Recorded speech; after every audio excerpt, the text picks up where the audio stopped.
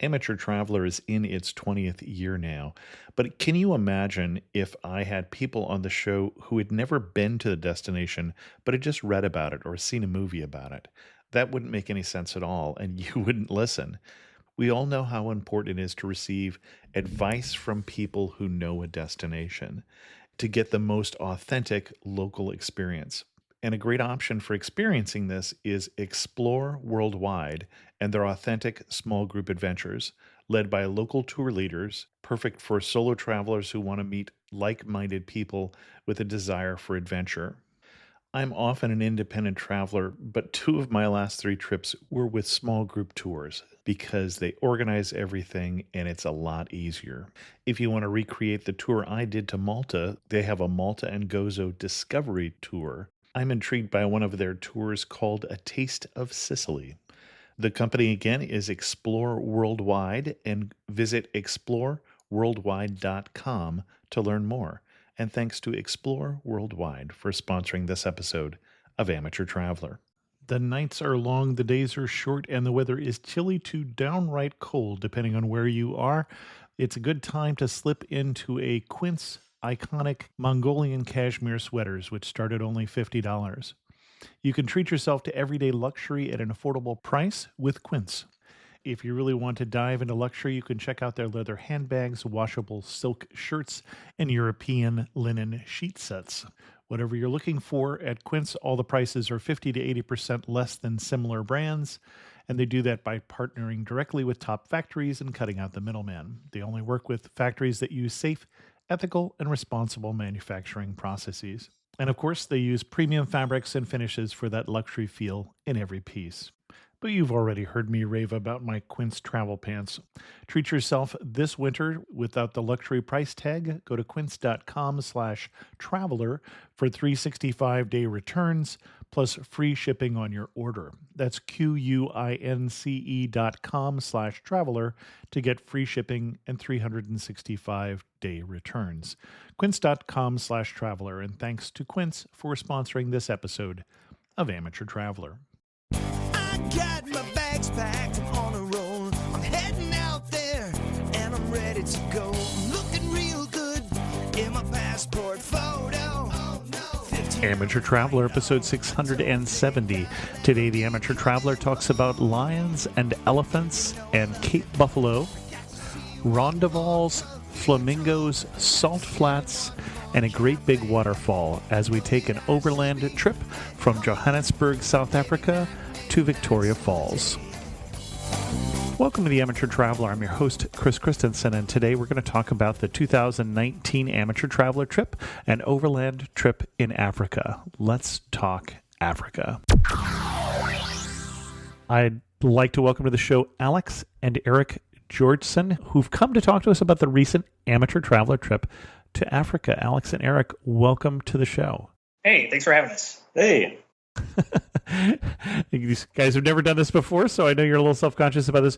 So we did a small but select group of Amateur Traveler listeners this time to Africa, and we did a road trip from Johannesburg, South Africa, up to Victoria Falls in Zimbabwe, and Alex and Eric were two of the six people on the trip, counting me, so it was a small but select group of people. Now, this was your guys' first time in Africa, as I recall. Yeah, that's correct. My second time out of the country in general. Okay. And the first time was to Mexico or someplace? First time I left was I went to Japan. Got it. Okay. You know you live in Southern California and there's a country just an hour away, right? That's so easy. It barely even counts, isn't it? And so instead, you guys got on a plane and flew a ridiculous number of hours to Africa. We flew through London. I don't know where you guys flew through. That was about 20 hours there, and I think at least as much back. Maybe it was a little bit less. Well, and I don't know if you've seen a map, but Doha is not exactly on the way. So no. Just so you know, in case you hadn't picked up on that already. And then we put you into a vehicle and we drove overland. And it's a very different experience. We've talked on this show before about doing a safari in Africa like I did last December. But this was a kind of different trip. A lot of time in the van as it was. What stands out for you? What was the highlight of the trip for you? You can pick a few different kinds of things that were highlights because there's social stuff that was going on, seeing Right. people living in the different townships. But I went mostly for the natural sites and everything else like that. I was actually struck by how diverse all of the terrain was. Yes, you see a lot of animals, and yes, you see the plains and the images you associate with Africa with the acacia trees Right. and the big savanna. But there were times driving through, I honestly thought huge pine forests, huge mountains. The pine forest took me by surprise. Yeah. Yeah, definitely. I mean, it honestly felt like Alaska with how grand and how huge it was. The whole world self-contained within this relatively small track that we were going on. I think that's one thing I immediately recall when I think back to the trip, besides a lot of the particular events that we were doing day to day. Well, and let's talk a little more about the pine forest, because again, that did take me by surprise. So the first day we went from Johannesburg to Kruger National Park, and Kruger National Park was going to be that wildlife experience. And that was the big wildlife thing that we did with the 2 days we did in Kruger. But on the way there, we drove through, among other things, this very large canyon that we went around and through and around the rim of at one point, as well as this large pine forest. And both of those were not, I feel like I'm the one who chose this trip, so I should have known what was going to be in it. But I chose it so long before we went that on the way there, I was, I think, as surprised as the rest of you by the route, with no particularly good excuse for that. But we were in places like God's Window and the Three Rondevals and the Blyde River Canyon that were some of the least African-looking things in terms of what I expected. It really was not what you would get the impression of with dusty, red, Africa, hot, desert, all those things you would think of maybe from a first impression. That makes it seem different. It really felt like places I've been in other parts of the world, South America, or even like more tropical kind of places, more temperate spots. Well, and then we were also driving past tourist places that were advertising their fishing and coffee houses and things, and it wasn't, to me, what I expected. Definitely not. There was more boutique stuff than I would have expected, for sure, in some spots, anyway. Well, and I think that that first day sort of encapsulated for me some of the best and worst of this trip at the same time. You're doing a lot of time in a vehicle, and so it is going to be a lot of time traveling. So you're not like flying into one location and then just exploring that location. But on the other hand, then you're also getting to see, I feel like I've got a better grip on what South Africa is than I did at least before the trip. I'm sure I still don't understand it, but in terms of the wildlife, in terms of the landscape, driving across the country, I think is really what we ended up doing. And then doubling back and going different routes is, I thought, if you have the time, because this will take time to do that drive, I liked the slowness of the pace in some ways from that reason. Yeah, there was definitely a lot that you can take in passively. We were in the van at least a good half of the day, most days, when we weren't traveling around anywhere. I mean, that first day we would stop at places like the Brooks Luck potholes and things and get out and explore some of those things over lunch or taking pictures at God's Window. And so there were stops, but yeah, there's a lot of time in the van. Fortunately, it was a good group that wasn't driving each other crazy in the van. But for the most part on the trip, we were actually like incredibly busy every day. Mm-hmm. We would wake up at 6, get in the van until 1, make your stop, and be there for anywhere from 30 minutes to a couple hours. And then at the end of the day, find wherever our rest stop is, wherever our tents were. We're going to be set up, and then we wake back up at crack of dawn every day. Right. It felt very busy to me, at least. Well, and you mentioned something that's useful to know. So we did an Intrepid trip, and this is a slightly different version of their trip because we're in a smaller vehicle because there were so few of us. Normally, they'll do up to 24 people in a large custom vehicle. But when you say where your tents would be set up, where we would set up our tents. So when we would get to the campsite, we were sleeping in tents and we would set them up ourselves or with some help from the Intrepid guys, but we were pretty much on our own and helping each other do that. So this is a camping experience. I think there was one night we didn't set up tents because we were sleeping in some structures at a funky different cattle station sort of thing. Yeah. Oh, yeah, right. In the Eco Village. The Eco Lodge. Reserve. Thank you. That's a good way to say that. Which was an interesting thing, too, in terms of an experience, because we're talking about a person who used to work in the government who retired and then now has set up this thing where he is helping the local farmers get into the cattle business with a traditional African longhorn cow that can take care of itself, can fight off the leopards and things like that, and is more resistant to disease. And so one of the things I like about the Intrepid trips is you do get these less touristy moments like that, where you're talking to somebody about the development of the local economy. Or then we went to the village, for instance, and chatted with people there, including one who was a recent college grad who's looking for work. And I enjoyed those portions of the trip where I feel like I'm not just seeing the zebras and the giraffes and the lions and those sort of things.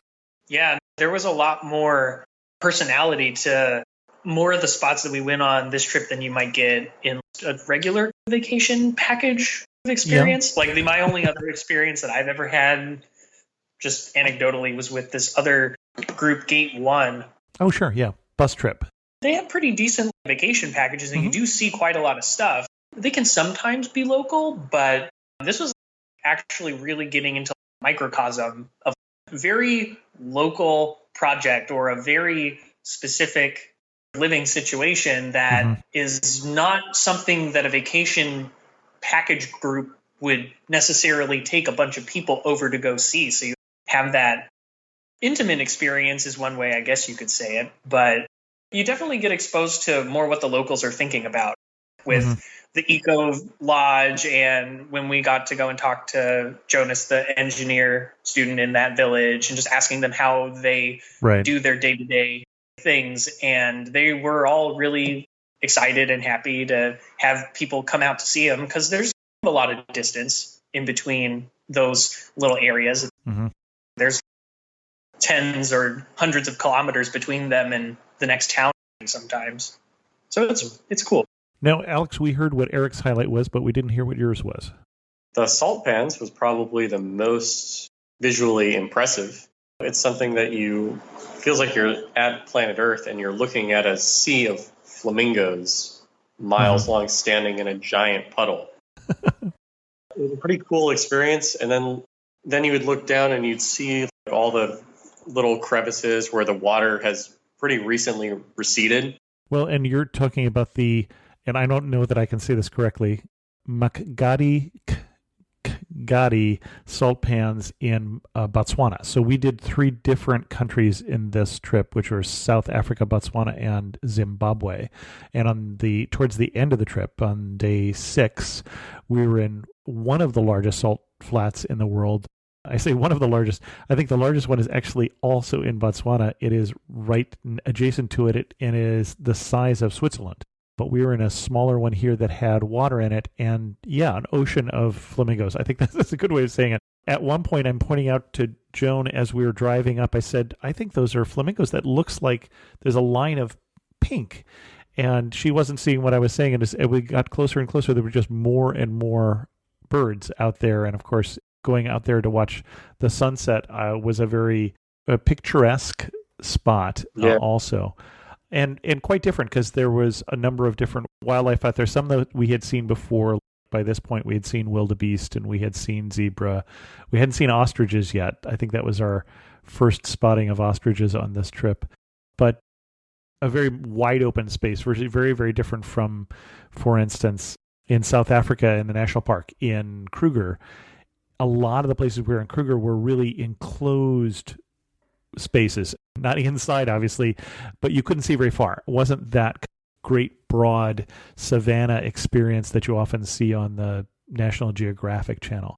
But this one was a very beautiful place. Although when you say the most beautiful place, I feel like you might be shortchanging Victoria Falls. Let's just get that right out there. I think you could make a case for either one. That was my opinion. One thing that struck me also is when we would go to Zimbabwe and actually seeing the fact that they no longer have a currency impacts their way of life in a way where you don't really think about, hey, what would happen if we didn't have currency anymore? Right. That's not a thing that you think about until you're in Zimbabwe and you have $100. And he's like, okay, well, I have to spend this wisely because this is all the money I'm going to get while I'm here. And every menu has conversion tables for the US dollar, for the euro. You can pay with anything as long as it's not money. Not ours, yeah. Well, they're trying to reintroduce currency there, but it was very odd because you could pay with Botswana money, with euros, with dollars. Yeah, very readily accessible. But yeah. And did you get the guys who approached you on the street and said, would you like to buy a $5 billion bill or 5 billion, whatever the Zimbabwe currency is? Exactly, yeah. Yeah, as a keepsake, which is kind of all their currency turned into. It was stunning to me when they were talking about 95% unemployment rate in the area. And yet somehow it manages to stay functional, which is amazing to me. And then while we were shopping, we were in that market the last day of our trip. You guys were getting ready to go to the airport after this, and we were all picking up great souvenirs because they have some terrific handiwork there, all locally made, woodworking, stone carving, those sort of things. But then even when you're saying, well, I don't have any more cash, well, how about your shoes? How about your T-shirt? Because they have trouble getting durable goods into the country because the economy is so screwed up. So, and it was a very congenial discussion, but they were serious that I'd give you a carving for your shoes. So those of us who only brought one pair, that wasn't very practical, but I can't say I heard or saw anything referencing that you could barter, like actual barter in Zimbabwe, anything online or anything. So that definitely was a surprise. And if you have anything old, or even the guys who were asking us, oh, you have a sweatshirt? Oh, do you have an extra shirt? Anything you don't take back, we'll take it. We'll trade it. We'll do anything to give you more of the things that we have in our shop if we think that there's a use for it. And they definitely have lots of uses for it. So if you have people that want to get in on that bartering sort of experience, you can definitely do it. Your mom, who was on the trip, I think she was going into her purse and finding things like a little flashlight and things like that and bartering with them. Or I could be mistaken about that, but somebody was, and I thought it was your mom. That definitely happened. There's like a nail clipper and like a pen. And there is her voice now in the background. I didn't know she was there. Okay. Excellent. And then because this is Africa and because we were talking about wildlife, best wildlife experience. And Liz, you're welcome to join us as well, now that I know that you're in the room. We'd all like to welcome Liz to the show. And this is Liz's second time on Amateur Traveler because Liz came with me to India. And so she was on the show after we were talking about our trip to India. So best wildlife experience that we had. I like the herd of elephants and the little babies throwing tantrums and laying down on the ground because they didn't want to walk anymore. And the younger ones tussling and fighting just like little kids do. And everyone's really calm and herding everybody around. And I really enjoyed seeing them interact with each other. With this herd that we saw, a good-sized herd, I think you're thinking of the one in Kruger where there were some juveniles that were, I think, as young as a year old or less, which I don't know if I've seen that young an elephant and some of the other encounters I'd had before. So fascinating to watch. The trip T-shirt, which is making its way to you, will have an elephant on it that we saw in Kruger, but not one of the little ones because I didn't get a good picture of those. I think for me, it was probably when we were doing one of the night safaris. We did the early morning and we did the night one, and we saw the hyena cubs. The top three, for sure. The baby hyenas playing right by the road, not at all frightened by us, even though we've got spotlights shining on them. And then either the mom or the aunt or something other hyena who was keeping an eye on them wasn't as thrilled with us being there, keeping a little more distance from us. That was, I thought, a pretty amazing experience. And the fact that we saw leopard, because that is something that I certainly wouldn't have promised you we would see either of those sort of things, because they're more rare experiences. Yeah, watching the leopard preparing for hunting was pretty awesome. Too bad we couldn't stay for very long. But yeah, just all of those animal behavior instances were all really cool. I mean, you already brought up the ones that I would pretty much have probably mentioned already. I actually kind of liked our opening into Kruger. We saw some impala fighting.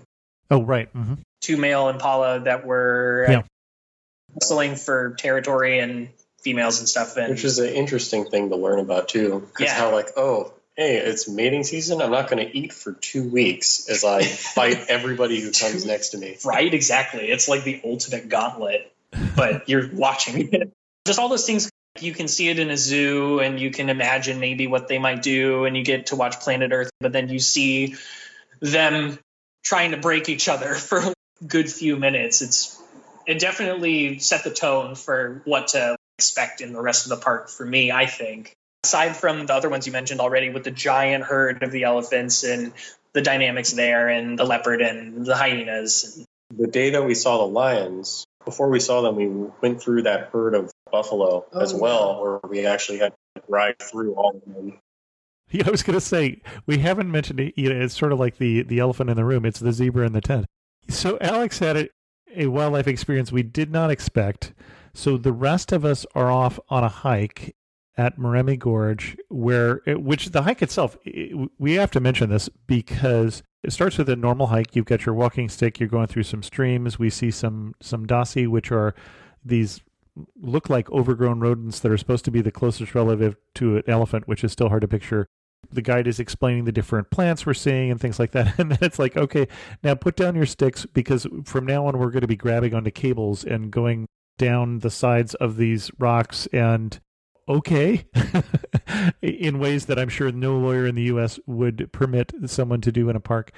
And then we get to the end towards the waterfall, and it's like, okay, now we don't have any more cables. Just hang on to the side of this mountain and the rocks. So we're having, I thought, a very good experience. And I'm thinking, well, Alex is going to feel left out. But while we were doing that, you were back at the camp. And what strode it? So I was just lounging in my tent pretty much, and I heard some rustling nearby, and I'm thinking, okay, well, I wonder what this could be. So I climbed out of my tent, and then a few feet away from me, a zebra is just standing next to my tent, hanging out. As I'm looking at the zebra, I rustled my tent slightly, and then he trotted off. But it was cool to see him a couple feet away from me. Well, and he was still hanging by the camp when we came back later, because as we were having our campfire or whatever, I know that there was the zebra. I don't have any good pictures of it because it was nighttime by that time. But so the most interesting thing I thought about this is, before we got here, that she was not too excited about the whole camping in tents sort of thing. And that all worked out much better than she expected. The tents had cots. It was comfortable. The tents were larger than I think back when we had camped when we were first married. Also, the facilities, every place we went, were very clean, nice. Cleaner than any national park I've been to in the U.S. And somebody almost constantly cleaning them, because people don't get paid as much. You can afford to do that, but it was very nice from all the facilities. But I thought the most interesting thing is that when she was getting ready to come, she would say, well, this may probably be my only safari. Just so you know, this is probably the only time I'm going on safari. And by the time we're at the end of the trip, we were talking to our guide, Philip, or we were talking to Goodman, who was our driver, and talking about, for instance, we did a 1 week portion of a 2 week trip. You can go back to Johannesburg from Victoria Falls and see a whole different set of parks and things on the way back. And she was saying, well, next time, like, hello, who are you and what have you done with my wife? And so like, next time I would think about maybe doing, because I think Philip was suggesting you could mix it up and stay in hotels some nights, but he said when you do that, you would miss the time around the campfire and the time with the group, because everybody goes in their different directions. And she was thinking, yeah, it'd be nice to have some of those nights, every third night, maybe have a hotel stay where you could wash something out or stay in a bed, whatever. But she wasn't saying she would even get rid of the camping. She would, one, go back and do this again, and two, might do it a little differently. But even somebody who is not a big camper, this was a memorable trip. Yeah, no, definitely. And it was actually not really so bad after a couple days once we actually understood how to do the whole tent assembly and disassembly. I mean, it's better to have two people for sure, but had two pairs of hands. Most everything came together pretty easily. You guys were fast. We got faster anyway. It was not so in the first day. It was a bit. We were not as fast as Philip or Goodman, but we got more proficient at it over time. One thing you would tell people to bring: electrical plugs. Yeah, you guys had that nice device. So first of all, we should say that the plugs in South Africa are a little different, and in Southern Africa, I should say. They're the rounded plugs, and they're incompatible with plugs everywhere else in the world. So my universal plug adapter, for instance, it is not that universal. It'll do Asia, it'll do Europe, it'll do UK. It won't do Southern Africa. And so you had the ones that were both plugs and then also had the two USB, and we made heavy use of those, along with my USB extender, although that one didn't survive.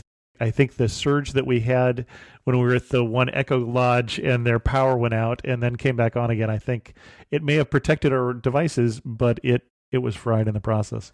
A light for my tent. I wish I would have brought one that hung up in the tent where you could see better.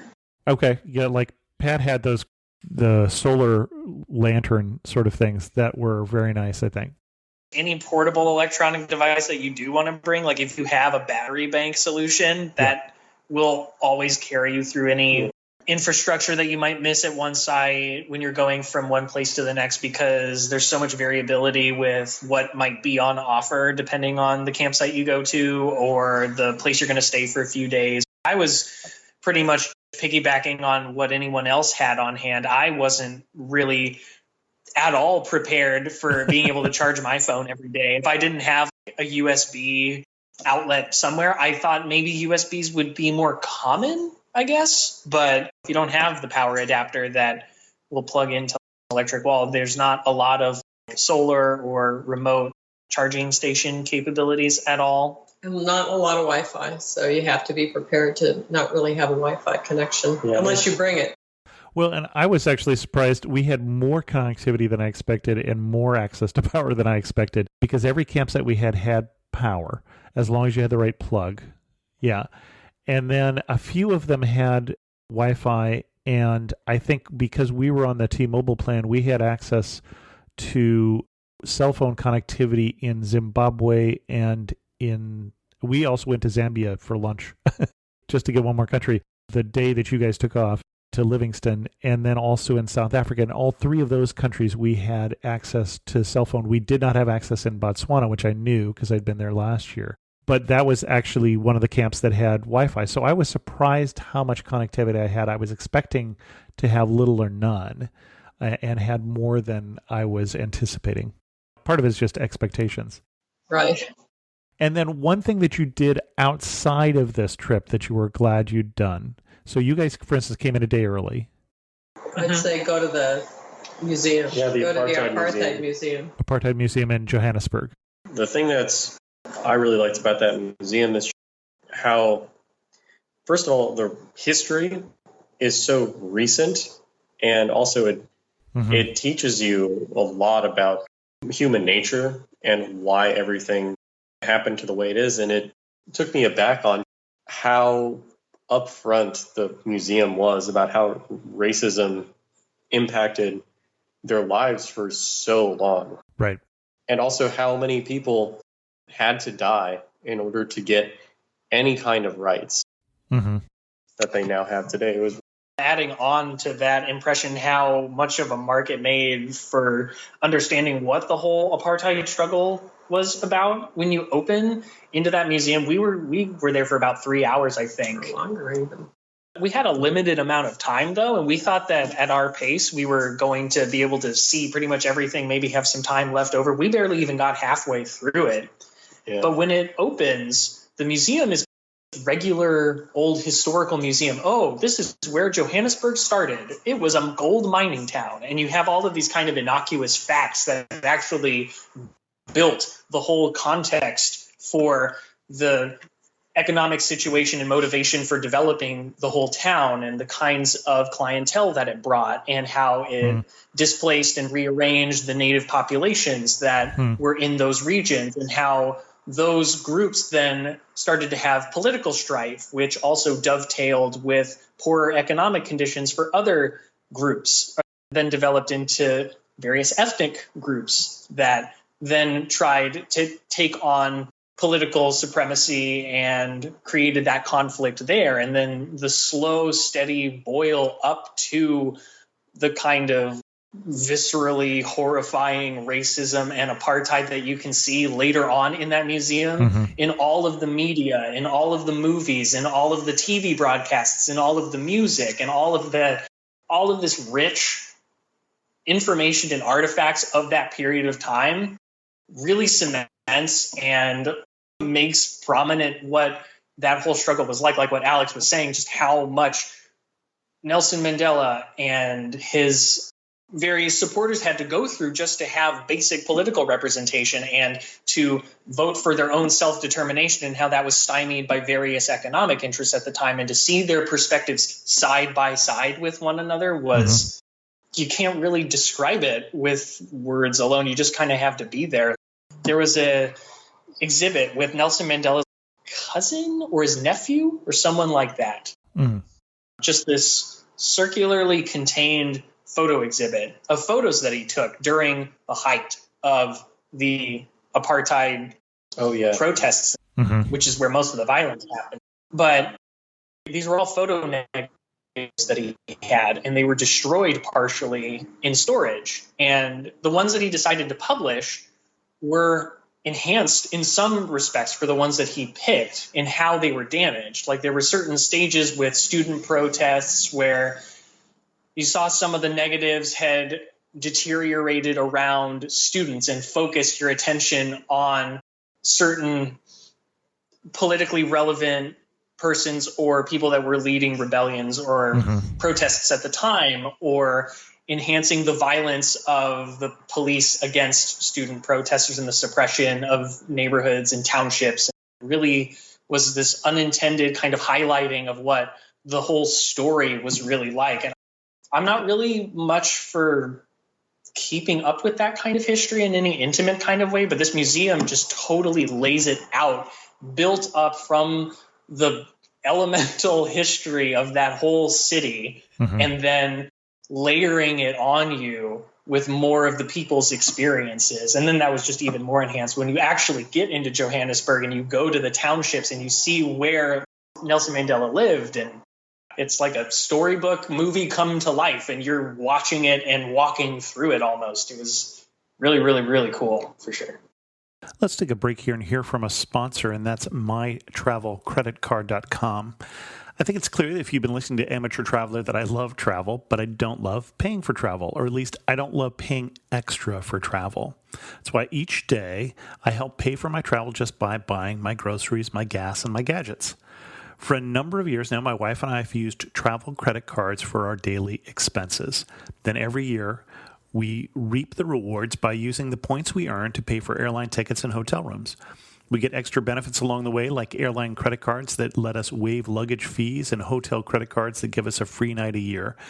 Travel cards we use let us avoid foreign transaction fees when we travel overseas, which also saves us money. We pay these cards off every single month, and that's the smart thing to do. That way, other people are paying for our travel instead of the other way around. If you don't know where to get started, you can go to mytravelcreditcard.com, and we've picked a small number of great travel credit cards that I personally recommend, including the best starter card. Right now, the card I reach for first is from Chase, but if I find better cards, then we'll update mytravelcreditcard.com with our best picks. So check it out and let me know where you go with your points.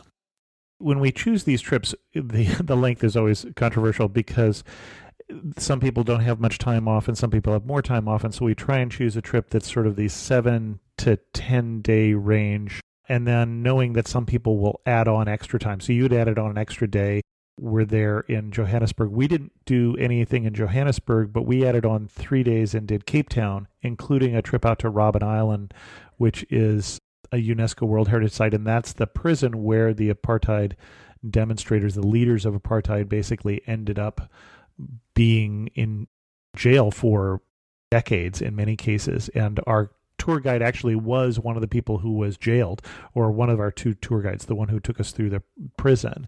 And I got a chance to see their cells and hear more of the details of that portion of the experience. And I think it's useful when you're going to a place like this that has been through so much to not just see the pretty animals, but also to learn some of the history. And that was a useful experience too. And then we also went to Cape Town, which is gorgeous, and to the wine country. And I've got a write-up on the website which talks about 3 days in Cape Town, and you can read more there for those of us who are listening to that. But quite useful side trip if you're going to do this. I would recommend, if you have extra time, that is a useful place to go. And one of the other things about that stop that I think we saw on this trip is that when you're in country, getting there is a little bit of a pain and takes a little long time. But when you're there, it's a very affordable place. Especially Cape Town. Yeah, surprisingly so. In terms of, staying in nice places and eating at decent places and not paying all that much for it. One thing that I thought was interesting is that the way that itinerary was, in theory, our days that we were seeing the wildlife were the 2 days in Kruger and then the 1 day at the salt pans. But as Joan tells our friends, the whole thing was a game drive, because you'd be driving down the middle of some highway in Zimbabwe, especially after you crossed in Zimbabwe, and now there are elephants. Oh, look, there's giraffes, and you're just on a highway. Yeah, well, I guess part of that, we were in the middle of parks and some of those things, but you never quite knew what you would see. And then, of course, in Zimbabwe, there also were more, or was it Zimbabwe or Botswana? Now I'm confusing, more donkeys suddenly after we crossed the border. It's like, okay, that's a thing now, everywhere along the road. An interesting trip. But I honestly can't exactly remember if it was in both Zimbabwe and Botswana or not. I do remember them. Yeah. I'll have to go back and look at my photos, and then I'll be able to tell, which I find is true with a lot of the trip. There was a lot to take in. If you had to say you were standing in the prettiest spot that we saw, where would you be standing and what would you be looking at? Obviously, the Rondevals was pretty much a showstopper, even though it was in the beginning.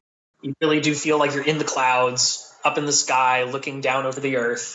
That was pretty amazing. So this is South Africa's Grand Canyon-ish kind of place, except more green, not quite as big. Okay.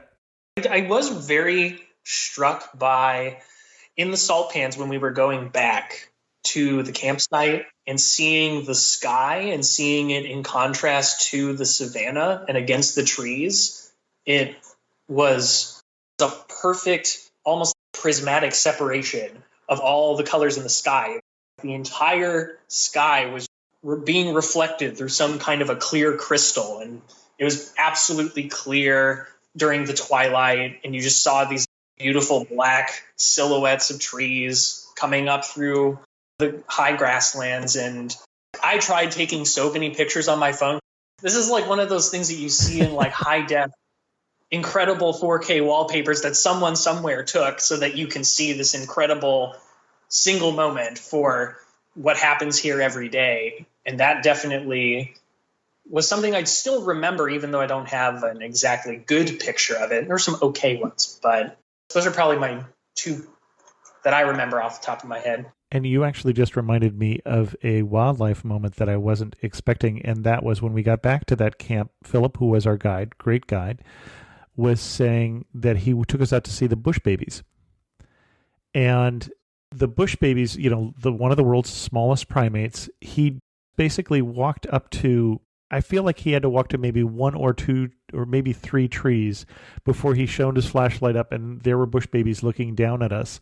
They were all over the place, and they're nocturnal, so we weren't seeing them, but he had no trouble at all finding bush babies for us to watch who were jumping from tree to tree or jumping from branch to branch. Maybe that's tree to tree, may be an exaggeration in my memory there. Branch to branch for sure. These adorable little primates with the great big eyes that were out. And I'm not sure all of you guys joined us for that. We didn't walk more than 100 feet or 100 meters or something. Excellent. And then Alex or Liz, prettiest spot? So when we were in Victoria Falls, after you walk the Devil's Rainfall, that was the part where you got soaked. After you walk by that area, there's kind of a raised up section of rock that you can walk onto if you so choose. And I walked on that.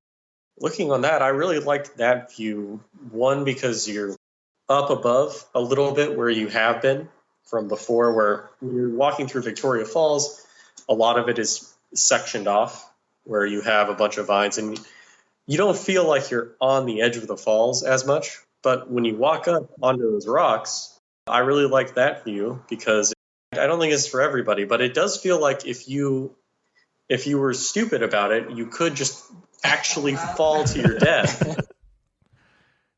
Fortunately, you didn't. No, I pulled it off. At the beginning of the falls, you're away from everything. And then at the end of the falls, it's in a way that it's structured as to now you're in the falls. You remind me of an answer to the question of what you should bring, because layers was the right answer, I think, for because I was wearing a raincoat that day and I was really glad I brought it. I almost didn't even bring it to the falls. I brought it with me on the trip.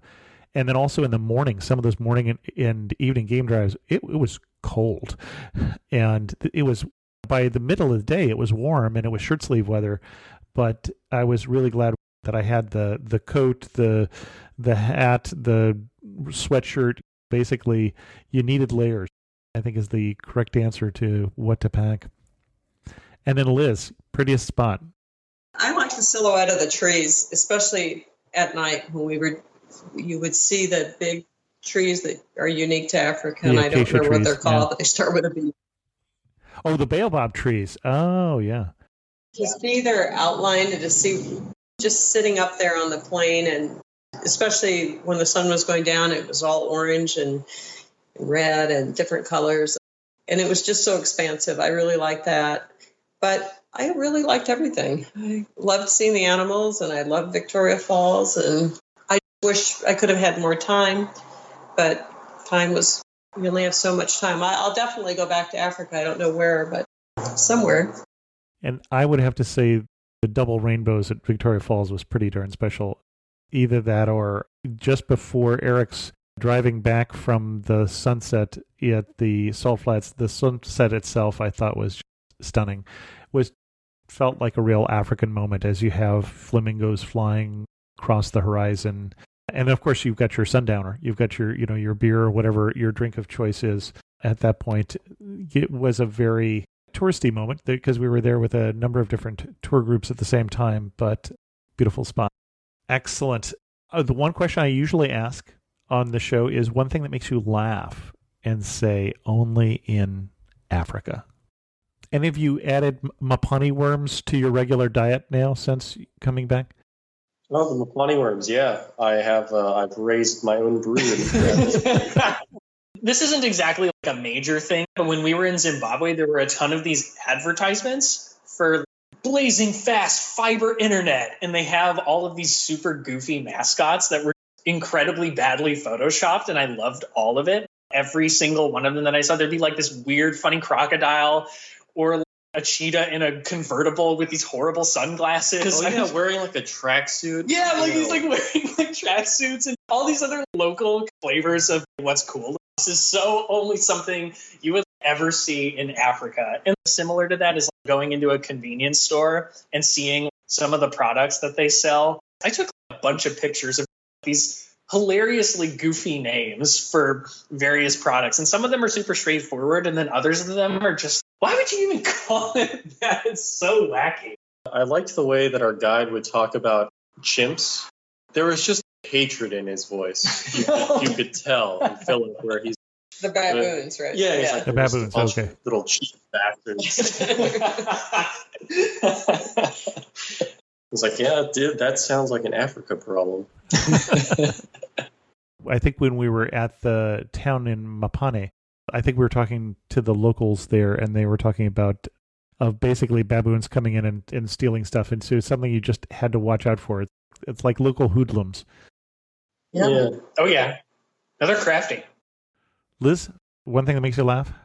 The Zimbabwe airport was great. There's nobody there, first of all. It's a beautiful, brand new airport. It's got restaurants and shops and I think 3 gates. They're international airport. Something like that. And the same people that take the ticket go and run you through the machine. Oh, and then they have a baggage wrapper. And you can put your bag on this spinner and it covers it with plastic wrap, with saran wrap if you want to. That's pretty typical in Africa to prevent the theft of things from your bags. Yeah.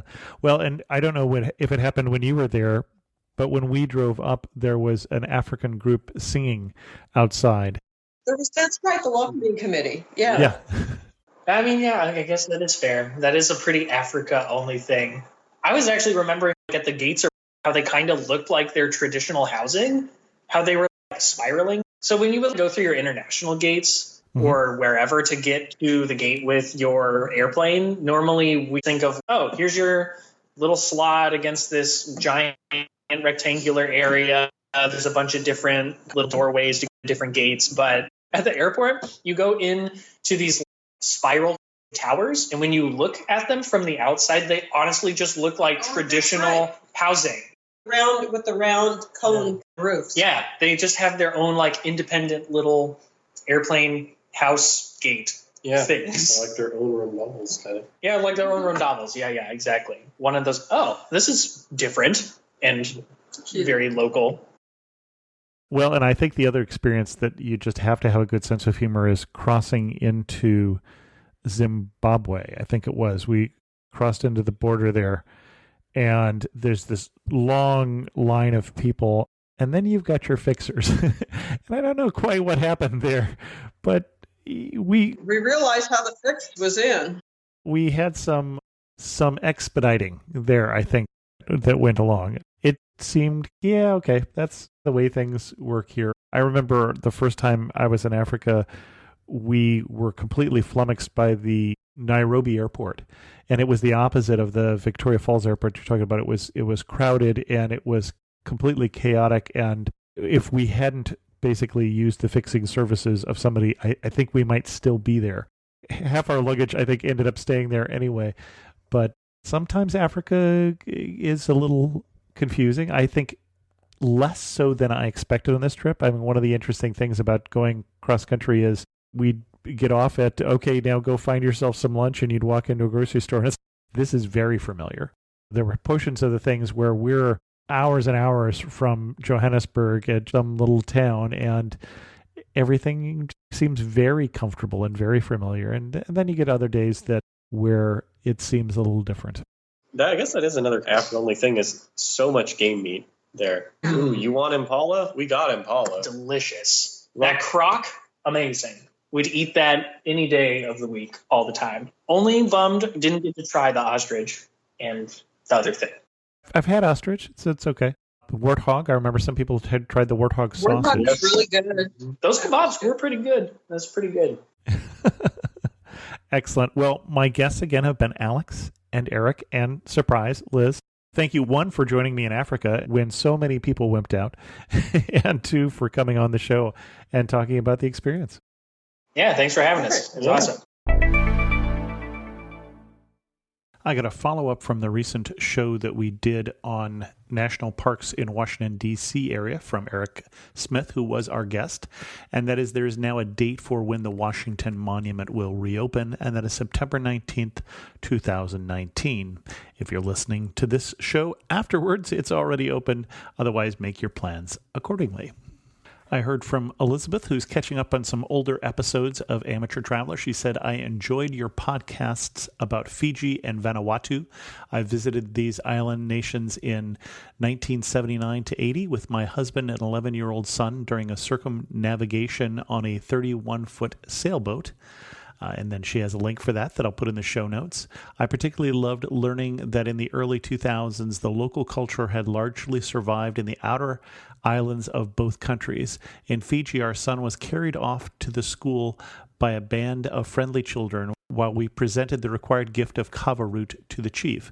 We also spent time visiting the Banks Islands, where a local man interviewed us on a battery-powered tape recorder. I wonder if you plan future podcasts to include effects of climate change in Fiji and the destruction caused by Cyclone Pam in Vanuatu in 2015. I'm sure that we will get back to talk about Fiji and Vanuatu. I don't know when. I have no particular plans right now. It might be after I get to Fiji for the first time. Some of these shows I'm definitely putting off until I get someplace. But remember, if there's a place that you've been, feel free to drop me an email to host@amateurtraveler.com, and let's talk about whether it might make a good Amateur Traveler episode. I'm looking for things that where you have been there within the last year, and I'm also looking for something that is a week-long itinerary for a North American traveler. With that, we're going to bring this episode of Amateur Traveler to a close. Don't forget mytravelcreditcard.com. If you have any questions, send an email to host@amateurtraveler.com. If you want to join us on a trip, the trip in 2020, in September of 2020, the very first part of September, will be to Turkey. You can find more information about that at amateurtraveler.com/trips. And thanks so much for listening. Got to see one more cathedral. Got to sit in one more cafe.